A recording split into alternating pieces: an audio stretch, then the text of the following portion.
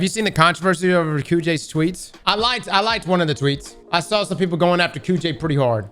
For those that don't know, Kujay is actually one of my, well, he's one of my friends, and he also someone I've been playing with for years now. He's actually given a lot of great advice in regards to Destiny, and you know, he's been a long time player of this game, and he's a smart guy. You know, he doesn't necessarily have a game developer background, but he is an engineer, and he's worked with a number of different teams in his job, and it is different. You know, I guess a lot different than game development, aerospace engineering versus dev in a game. But he's been playing Destiny long enough that I feel like he's got an idea about some stuff for sure. Since Bungie made the claim that they can't afford to focus resources on making PvP game and maps for D2, I'm going to step you through a mathematical breakdown of how disingenuous and penny-pinching Bungie is being here. Bungie, as a company, has 1,552 total employees. Obviously, not all of these are developers. Let's make the assumption that 800 of these employees are software developers. That is 51.5% of the total workforce. Activision 17,000, Ubisoft 20,000. Jesus Christ, Ubisoft. I know Ubisoft's putting stuff out left and right, but personally, I think that one new PvP map per season should be the goal. This would be my biggest armchair dev moment of the thread. But let's make the assumption that a team of 20 developers dedicated only to D2 map making could crank out one PvP map per season. Now, what does 20 devs mean in the context of Bungie as a company? Let's first look at the impact as a percentage of Bungie's total staff of devs. 20 devs out of a total of 800 is a mere 2.5% of Bungie's dev workforce. How about what 20 devs means in terms of cost of Bungie? Let's make the assumption that average salary of those 20 devs is $150,000 a year. 20 devs times $150,000 per year is $3 million a year. Finally, let's put this in the context of what it means versus Bungie's value as a company. Last year, Sony purchased Bungie for $3.6 billion. The $3 million per year it would cost to make the one PvP map per season is a minuscule 0.08% of that 3.6 billion. It would take 1,200 years for those 20 developers to burn through all of the said $3.6 billion.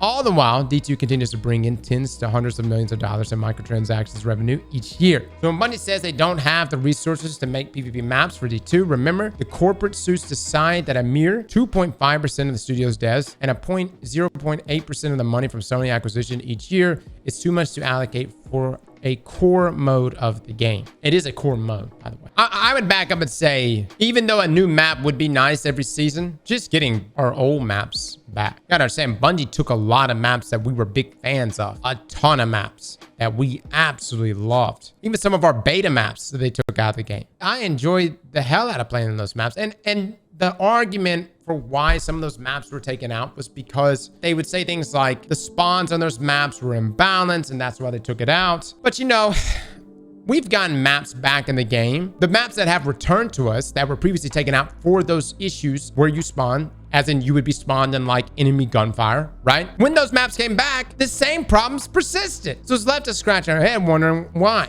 At this point, though, I would just be happy to give back all of the old maps that were taken out of the game. We don't have map voting in this game. It would be different if we had map voting and you could like choose the map. You're like, all right, I don't want to play Disjunction. I will vote for Pacifica or I'll vote for Javelin. You could have that opportunity to vote for the map you want to play on, but we don't have map voting. And if we don't have map voting, if you're not going to give us map voting, then at least give us such a large pool of great maps or even okay maps that we can avoid bad maps. The other reason for Bungie removing maps out of the game was because there were imbalances in its spawns and also imbalances in the map overall. They weren't truly symmetrical maps, but that's okay.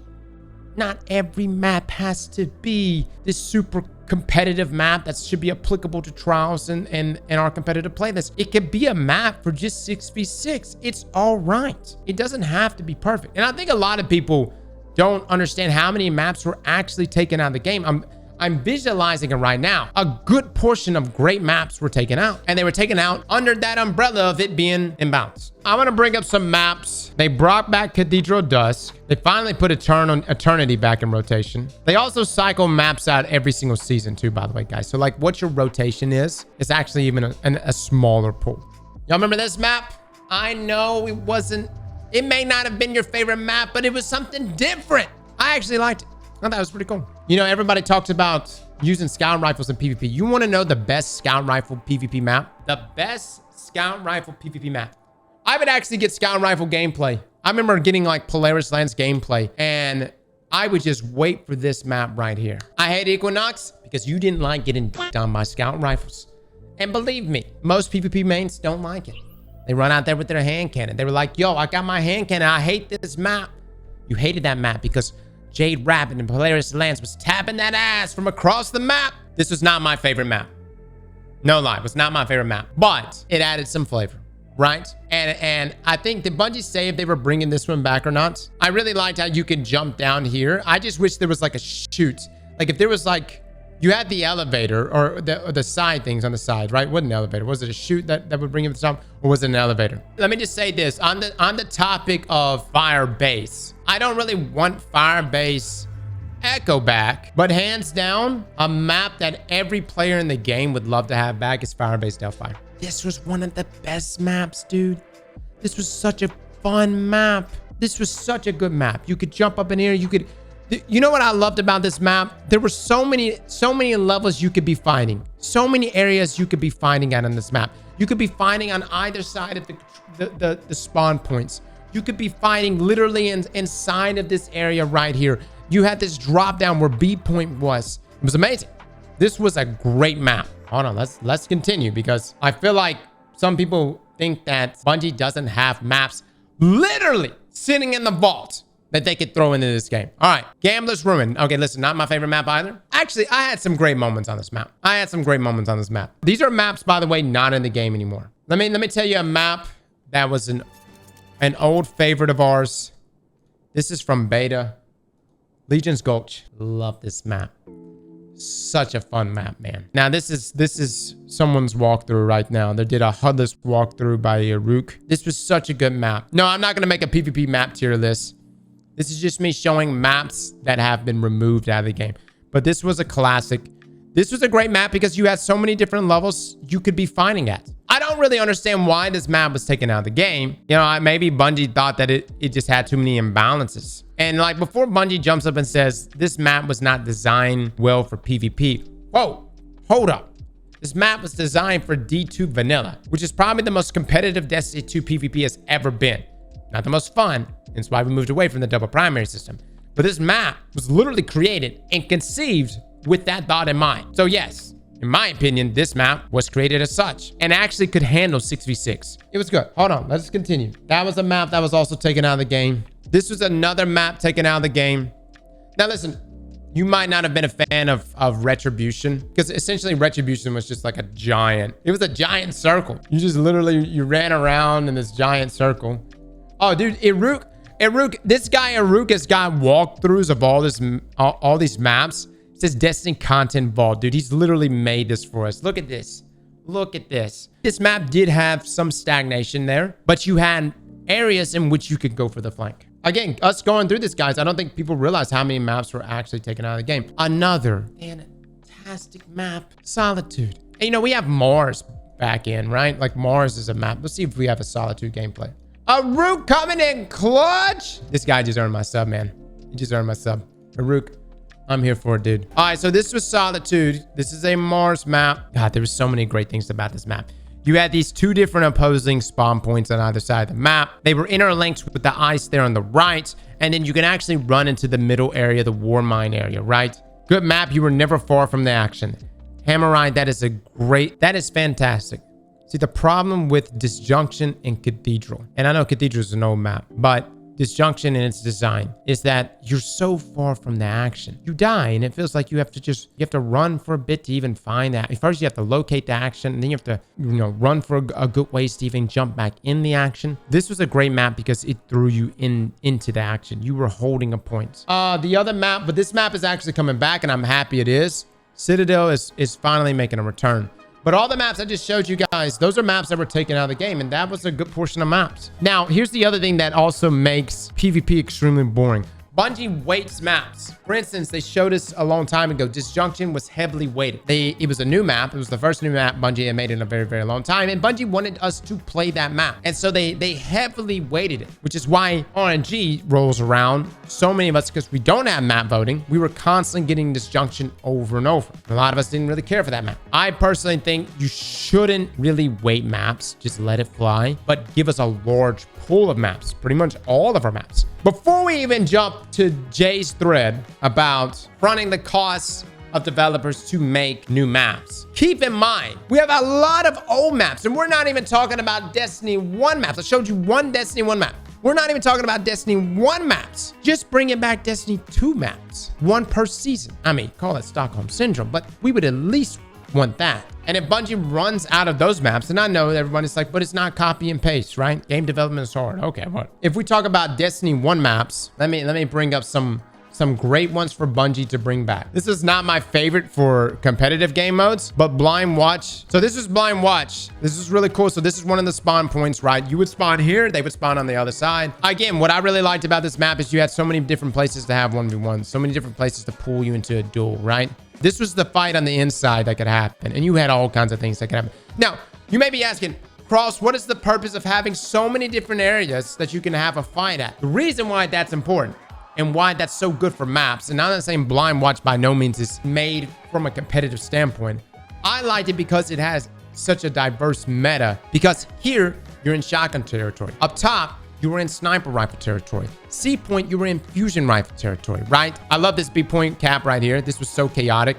You could have people come up and hop on these platforms, take a look at you. You can have them rush to that door so you can sit there and just bait them. But watch out, because a nade could just come in here and stick to the wall and take you out. But Blind Watch would have been a good map. You could throw that in there. Again, I wouldn't throw it in the comp playlist, but I would hands down throw it in a in 6v6. What I'm talking about right now, when I say throw these maps into the game, of course you can't monetize it. That's why Bungie doesn't want to throw it in the game. You're not exactly making money.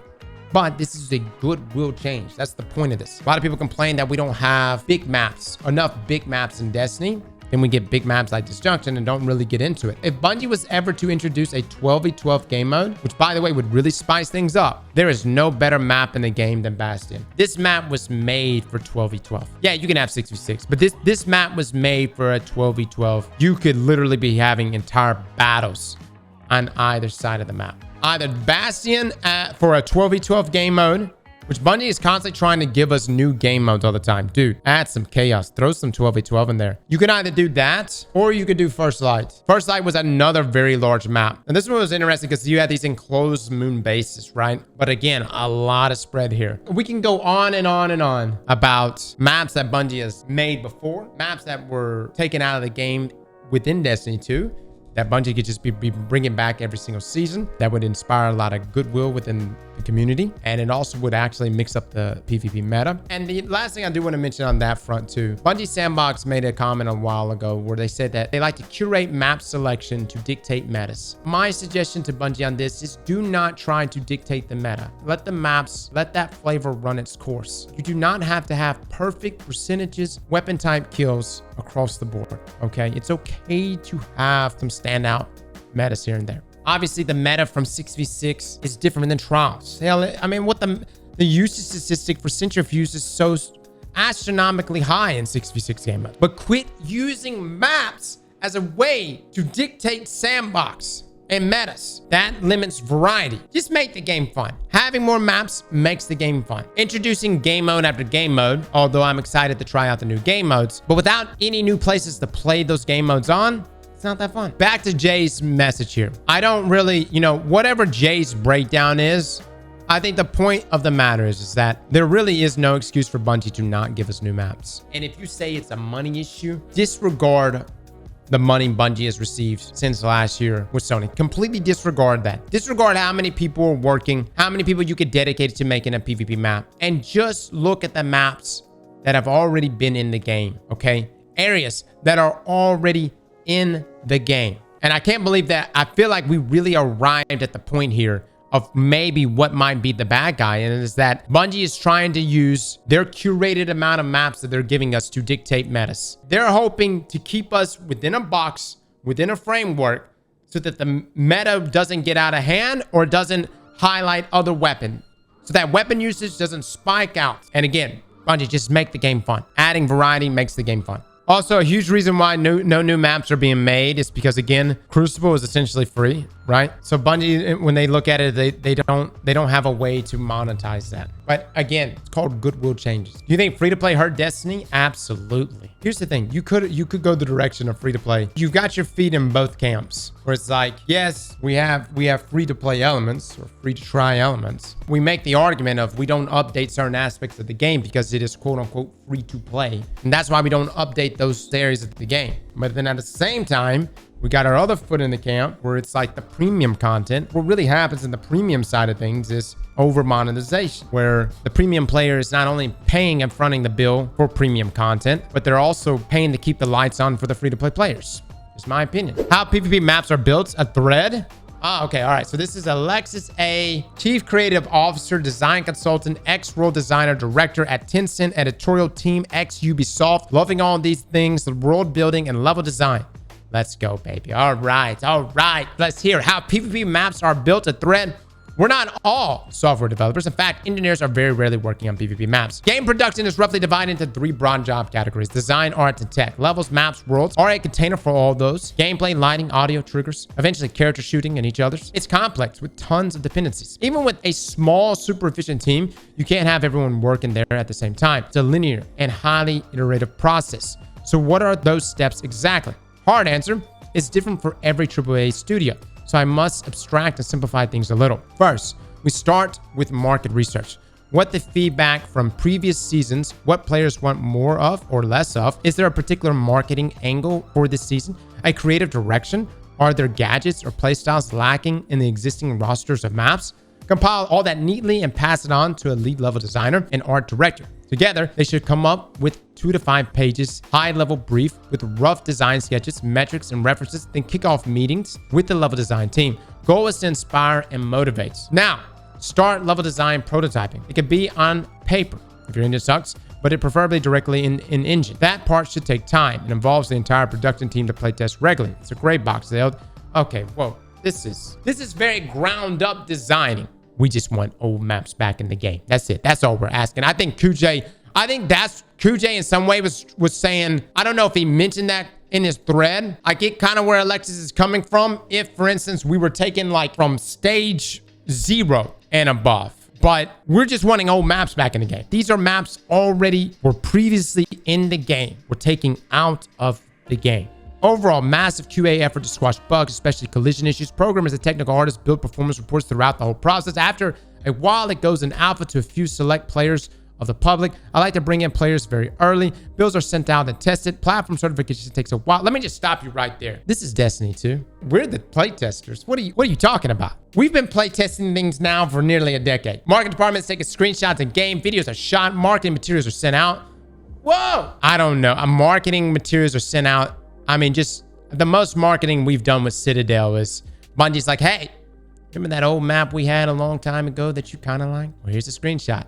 It's the same screenshot. It looks exactly the same. Look. I'm not saying Alexis here doesn't have extensive knowledge of how map design or even from the development process, how that all works. The building blocks are already there, and we're asking for old maps to be put back in the game. That's it. These maps have come back and literally been the same. The only time Bungie has really changed things are things like Burning Shrine from Destiny 1 to Destiny 2, where Bungie, it doesn't have the sun in the background where it's blinding you, it's burnout. And the reason for that was for lore reasons, right? Counting all the specialists needed at every different steps, we're above and beyond the guesstimate of 20 people. A single AAA 3D object takes weeks to produce. PvP levels are usually the combined work of hundreds of people. I can agree with that. But that same object will be used not just in that map, but in multiple levels. That same object will be used multiple times in PvE, multiple times in Gambit, multiple times in a raid. That same object is, yes, designed by a lot of different people and would probably require way more than 20 people. But understand those set of objects are going to be used throughout the entire game.